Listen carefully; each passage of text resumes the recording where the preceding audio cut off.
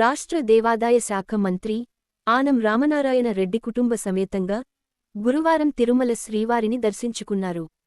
ఈ సందర్భంగా ఆలయ అర్చకులు వారికి ఆలయ లాంఛనాలతో స్వాగతం పలికారు. తిరుమల శ్రీ వెంకటేశ్వర స్వామి యొక్క ఆశీస్సులు తీసుకోవాలని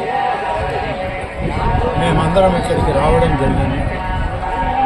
స్వామివారి ఆశీస్సులు రాష్ట్ర ప్రభుత్వానికి, రాష్ట్ర ముఖ్యమంత్రి గారైన చంద్రబాబు నాయుడు గారికి, ఉప ముఖ్యమంత్రి గారైనటువంటి పవన్ కళ్యాణ్ గారికి, మంత్రివర్గ సహచరులకు మంచి సుపరిపాలన అందించడం ద్వారా ఈ రాష్ట్ర ప్రజానీకానికి మేలు కలగాలి, ప్రజలందరినీ ఆశీర్వదించమని, సుఖ సంతోషాలతో సౌభాగ్యాలతో ఈ రాష్ట్రం తొలతూగే విధంగా మా పరిపాలన ముందుకు సాగించమని భగవంతుని శ్రీ వెంకటేశ్వర స్వామిని కోరుకోవడం జరిగింది.